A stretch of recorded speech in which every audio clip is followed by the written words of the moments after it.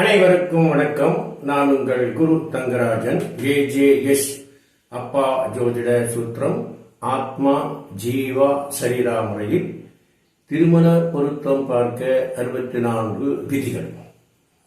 இப்போ இந்த ஜாதகத்துக்குள்ளாக கிரகங்களுடைய பலம் அல்லது பலவீனம், அதுபோக நீச்ச கிரகம் நீச்ச பங்கம் அடையக்கூடிய விதிகள், வக்ர கிரகங்களுடைய பலன், அஸ்தங்கமாகி எரிந்த கிரகத்தினுடைய பலன், நவாம்ச பலன், எல்லா விதிகளும் இந்த ஜாதகத்தில் நம்ம பார்க்கணும். திருமண காலம் அப்படிங்கிறது கூட இதுக்குள்ளாரையே நம்ம பார்க்கலாம்.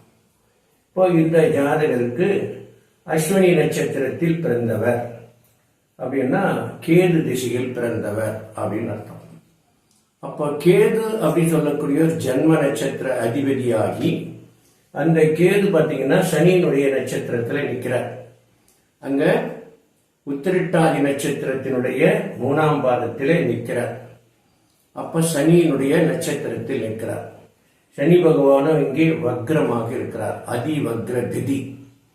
அப்படி இருந்தால் அந்த ஜாதகர் வக்ர கிரகத்தின் சாரம் ஏறி இருந்தால் வாழ்க்கையில் அவர் துயரத்துடனே எப்பொழுதும் இருந்து கொண்டிருப்பார் அப்படின்னு அதுக்கு அர்த்தம். ஏன்னா வக்ர கிரகம் என்பது பலனை தருவதற்கு மறுக்கிறது அப்படிங்கக்கூடிய விதியில இருக்கு.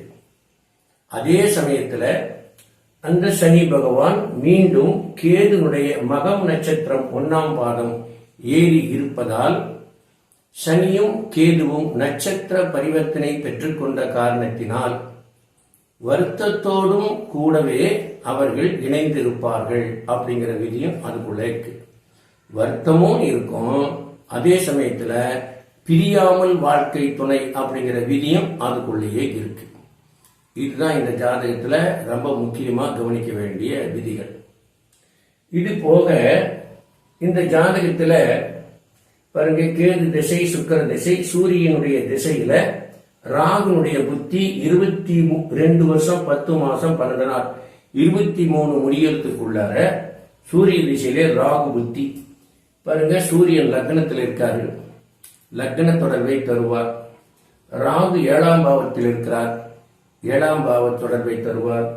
7ஆம் பாவத்தில் இந்த ராகு சந்திரன் சாரம் ஏறினார். பாருங்க, ராகு அஸ்தம் நட்சத்திரம் 1ஆம் பாதம், அந்த சந்திரன் கேது சாரம் ஏறினார். அப்போ சூரியனுடைய திசையில ராகுனுடைய புத்தி காலகட்டத்தில் 7ஆம் பாவ தொடர்பு, 2ஆம் பாவ தொடர்பு, லக்ன தொடர்பு அங்கே வந்துடுச்சு. அந்த காலத்தில் தான் இவர்களுக்கு திருமணம் நிச்சயம் செய்யப்பட்டிருக்கும். நிச்சயம் செய்யக்கூடிய காலம் ஒண்ணு, அதுக்கு பிற்பாடு 1 மாசம் 2 மாசம் கழிச்சு கல்யாணம் பண்ணுவாங்க. அப்போ கல்யாண தேதி தான் எல்லாத்துக்கும் தெரியும், ஆனா நிச்சயதார்த்தம் செய்த தேதியை பலரும் மறந்து விடுகிறார்கள். ஆனால் ஒரு கல்யாணம் நடக்குமா நடக்காதா அப்படிங்கறத தீர்மானிக்கிறதே அந்த நிச்சயதார்த்தம் செய்த நாட்கள் தான் முக்கியமானது. ஏன்னா அது திருமணம், அதுதான் நிச்சயிக்கப்பட்ட நேரம். அதனால சூரியனுடைய திசையில ராகுனுடைய புத்தியில இங்க பாத்தீங்கன்னா திருமணம் நிச்சயம் செய்யப்பட்டிருக்கும், அதான் திருமண காலம். அதன் பிறகு சூரிய திசையில குரு புத்தியில கல்யாணம் நடந்திருக்கும். அது நிச்சயம் செய்யப்பட்ட காலம் லக்னம் 2 7ஆம் பாவ தொடர்பு இல்லாமல் திருமணம் நடப்பதில்லை. இந்த விதி ஒன்று. அதுக்கு அடுத்ததா பாத்தீங்கன்னா புதனும் குருவும் பரிவர்த்தனை பெற்றுவிட்டார். புதன் வீட்டிலே குரு, குரு வீட்டிலே புதன், ஆக இருவரும் பரிவர்த்தனை பெற்ற கண்ட காரணத்தினால் புதன் நீச்ச பங்கத்தை அடைவார் அப்படின்னு இருக்கு. இது ஒரு வகையில நீச்ச பங்கம். அந்த புதன் பார்த்தீங்கன்னாக்கா அவர் ஏற்கனவே புதனுடைய நட்சத்திரத்திலே சுயசாரம் பெற்று அவர் ரேவதி 4ஆம் பாதத்தில் நிற்பதால் அது நீச்சல்தான். ஆனாலும் அந்த புதன் வக்ரகதியில் இருப்பதால் அவர் இயற்கையாகவே நீச்ச பங்கம் அடைந்து விட்டார். 2வது விதி. குருவும் புதனும் பரிவர்த்தனை காரணத்தினாலும் நீச்சபங்கம் அடையும். புதன் நீச்சராசியிலே வக்ரம் பெற்ற காரணத்தினாலும் நீச்சபங்கம் அடையும்.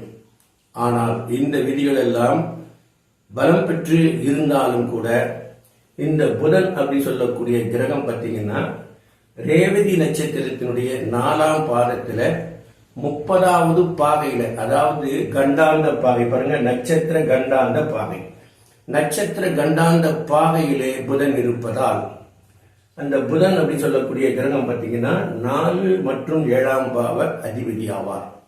அப்போ இந்த ஜாதகத்துல 4 மற்றும் 7ஆம் பாவம், 4ஆம் பாவம் என்பது சுகஸ்தானம், சுகாதிபதி, 7ஆம் பாவம் என்பது கலஸ்திர பாவம், கலஸ்திர ஸ்தானாதிபதி ஆகிய 2க்கும் அதிபதியான புதன்.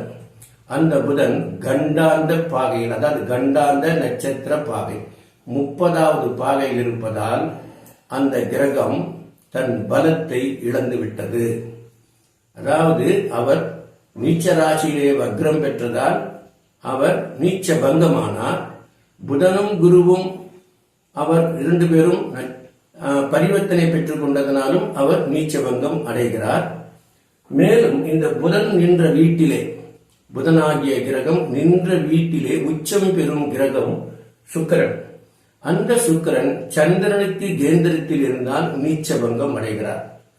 அந்த புதனுக்கு நீச்சபங்கத்தை யார் தராங்க?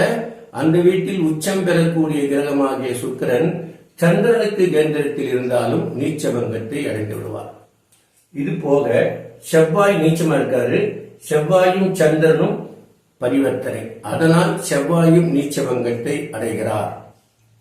புதனும் நீச்சபங்கத்தை அடைகிறாரு, செவ்வாயும் நீச்சபங்கத்தை அடைகிறார். இத்தனை விதிகள் எல்லாம் இதுக்குள்ள இருக்கு. ஆனாலும் கூட இந்த புதன் அப்படி சொல்லக்கூடிய கிரகம் அது வக்ரமாகி உச்சநிலை பெற்றாலும் கூட அந்த கிரகமானது கண்டாந்த பாகை, நட்சத்திர கண்டாந்த பாகை 30வது டிகிரியில் இருப்பதால் அந்த புதன் என்ற கிரகம் பலத்தை இழந்ததுதான். அந்த இழப்புதான் சுகத்தை தர வேண்டிய அல்லது கலத்திரத்தை, நல்ல கலத்திரத்தை தர வேண்டிய அந்த புதன் இந்த ஜாதகத்திலே கண்டாந்த பாகையில் இருப்பதால் சுகமும் அவருக்கு போதுமான அளவு அல்லது அவர் விரும்பக்கூடிய அளவு அல்லது மன திருப்தியை அடையக்கூடிய அளவிற்கு அவருக்கு சுகம் கிடைப்பதில்லை. சுகம் கிடைப்பதில்லை அப்படின்னு சொல்லும் பொழுது அந்த நட்சத்திராதிபதியாய், அந்த வீட்டதிபதியான புதன் பலத்தை இழந்த காரணத்தினால் சுகம் அவருக்கு தான் தேடியபடி கிடைப்பதில்லை. 7ஆம் பாவ அதிபதியும் அங்கே கண்டாந்த பாகையில் இருப்பதால் நல்ல கணவனும் இவர் நினைத்தபடி அவருக்கு அமைவதில்லை. இது இந்த ஜாதகத்தில் இருக்கக்கூடிய தோஷம். இந்த தோஷத்தை கண்டறிந்து புதனின் நட்சத்திரத்தில் பிறந்தவரை திருமணம் செய்துவிட்டால் இந்த தோஷம் இந்த ஜாதகரை கண்டிப்பாக வந்தடைந்துவிடும். அப்படி செய்யாமல் தவிர்த்திருந்தால் அந்த தோஷம் இவருக்கு வந்திருக்காது. ஆனால் விதி யாரை விட்டது? இந்த சூரியன் புதன் இருவரும் கூடி ஒரே பாதத்தில் நின்று சூரியனுடன் கூடி புதன் அஸ்தங்க கதியாகி எரிந்த நிலையில் இருக்கிறார். ஒரு கிரகம் எரிந்த நிலையில் இருந்தாலும் தன் பலத்தை இழந்துவிடும். இப்ப புதனானவர் 4-7 புதன் சூரியனுடன் கூடி எரிந்த நிலையில் இருப்பதாலும் அங்கே பலகீனப்பட்டு விட்டது. மேலும் அந்த கிரகம் 30வது டிகிரியில் இருப்பதாலும் அந்த கிரகம் தன் பலத்தை இழந்து விட்டது. அப்ப சுகாதிபதி மற்றும் 7ஆம் பாவாதிபதியான கிரகம் இந்த நிலையில் இந்த ஜாதகத்தில் இருப்பதால் இவருக்கு இப்படிப்பட்ட தோஷத்துடன் கூடிய கணவன் அமைவார் அப்படிங்கக்கூடிய விதியில இந்த ஜாதகம் இருக்கு. ஆனால் புதனானவர் எரிந்த கிரகமாக இருந்தாலும் கூட புதனும் குருவும் பரிவர்த்தனை பெற்ற காரணத்தினால் அந்த புதனானவர் நீச்ச பங்கத்தை அடைவிடுகிறார். அதாவது உயிர்ப்புள்ள கிரகமாகவே இருக்கிறார். அதே சமயத்தில் பலகீனமானவராகவும் தொடர்கிறார் அப்படின்னு பார்க்கிறோம். இந்த விதியின் கீழே இன்னும் பார்த்தீங்கன்னா அஸ்தங்கம் மற்றும் எரிந்த கிரகம், அஸ்தங்கமாகி ஒரு கிரகம் எரிந்து விட்டால் அந்த கிரகம் எந்த நட்சத்திராதிபதியுடன் பரிவர்த்தனை பெற்றுக்கொண்டாலும் கூட எரிந்த கிரகத்தினுடைய பலனை மாற்ற முடியாது. இரண்டாவதாக அதிவக்ரம். இப்ப அதிவக்ரத்தில் சனி இருக்கிறார் அப்படின்னா அதிவக்ரம் பெற்ற கிரகத்தின் சாரம் ஏறிய கிரகம். இப்ப செவ்வாய் பார்த்தீங்கன்னா சனியினுடைய நட்சத்திரத்துல இருக்கார். அப்போ சனி செவ்வாயை மறுக்கிறார் அப்படின்னு வருது. அப்போ செவ்வாய் நின்ற நட்சத்திராதிபதி வக்ரம் பெற்று இருக்கக்கூடிய காரணத்தினால் அப்படின்னு நம்ம சொல்றோம். அப்போ செவ்வாயினுடைய நட்சத்திரத்தில் பிறந்தவரை திருமணம் செய்தாலும் அந்த திருமணம் நிலைப்பதில்லை. ஆனால் ஜன்ம நட்சத்திராதிபதியான கேது சனிசாரம் ஏறி வக்ரம் பெற்றிருந்தாலும் அந்த சனி மீண்டும் ஜன்ம நட்சத்திராதிபதி சாரம் ஏறி இருப்பதால் இவருக்கு ஒரு தொடர்பு, துண்டிக்க முடியாத ஒரு தொடர்பை அங்கே பிடித்தாலும் பிடிக்காவிட்டாலும் ஒன்றாக சேர்ந்து வாழ வேண்டிய கட்டாயத்தை அந்த கிரகம் தருகிறது அப்படின்னு பார்க்கிறோம். அதுக்கடுத்ததாக வக்ர கிரக சாரம். ஒரு கிரகம் அதிவக்ரம் பெற்ற நிலையில் இருந்தால் அதன் கிரகத்தின் சாரத்தில் சனியினுடைய நட்சத்திரத்திலே பரிவர்த்தனை பெறாமல் செவ்வாய் ஏறி இருப்பதால் செவ்வாய் சனியினுடைய நட்சத்திரத்தில் இருக்கக்கூடிய காரணத்தினால் செவ்வாயினுடைய திசை காலங்கள் வரும் பொழுது நிச்சயமாக வருத்தமான பலன்களை தருவார் அல்லது ஏமாற்றத்தை தருவார் அப்படின்னு சொல்லலாம். அதுபோல இந்த பலன்கள் மாறுவதில்லை. அதாவது நட்சத்திர கண்டாந்த பாதையில் இருக்கக்கூடிய கிரகத்தின் பலனோ, அஸ்தங்கமாகி எரிந்த கிரகத்தினுடைய பலனோ, அல்லது அதிவக்ரமாகி நின்றால் அந்த கிரகத்தினுடைய பலனோ, அல்லது வக்ர கிரகத்தின் சாரத்தில் ஒரு கிரகம் ஏறி நின்றால் அந்த பலனோ, இந்த பலன்கள் நீங்கள் இந்த நீச்ச கிரகம் எப்படி நீச்ச பங்கம் ஆகிறதோ அந்த நீச்ச பங்க பலனாகி அது நீச்ச பலனை தராமல் எப்படி உச்ச பலனை தருகிறதோ அதுபோல இந்த அஸ்தங்கமாகி எரிந்த கிரகமும் கண்டாந்த பாகையில் நின்ற கிரகமும் வக்ர கிரகத்தின் சாரத்தில் நின்ற கிரகமும் பலன்களை மாற்றி தருவதில்லை அப்படிங்கிறது தான் நம்ம நடைமுறைகளை பார்க்கணும். இது போல ஒவ்வொரு ஜாதகத்திலும் எப்படிப்பட்ட கணவன் அமைவார் அப்படிங்கக்கூடிய விதியும் இதுல இருந்து நீங்க தெரிஞ்சிருப்பீங்க. அப்படிப்பட்ட கணவன் அமைவது இவர்களுக்கு விதிவசத்தால் அப்படின்னு இருக்கு. ஆனாலும் ஜோதிட சாஸ்திரமானது இவர்கள் செய்த முயற்சியினாலும் தவத்தினாலும் அதை மாற்றிக்கொள்வதற்கான வாய்ப்புகள் இருந்தால் நிச்சயமாக அந்த காலகட்டத்திலே அவர்களுடைய முயற்சியும் மாற்றத்திற்கு உண்டானதாக இருக்கும். ஜோதிட சாஸ்திரத்தினுடைய பயன் அவர்களுக்கு கிடைக்க வேண்டிய ஒரு நிலை இருந்தால் நிச்சயமாக அந்த காலகட்டத்தில் செய்யக்கூடிய முயற்சியிலே அது மாற்றத்தை தரும். ஆனால் விதி வலியது என்பதை நாம் மறந்துவிடக்கூடாது. அதனால் கேது சனிச்சாரத்திலே ஏறி வக்ரம் பெற்று சனி மீண்டும் கேது சாரத்திலே ஏறி இருப்பதால் இவர்கள் இந்த கேதுவும் சனியும் பார்த்தீங்கன்னா நட்சத்திர பரிவர்த்தனை பெற்றுக்கொண்ட காரணத்தினால் அவர்கள் பிரிவதில்லை.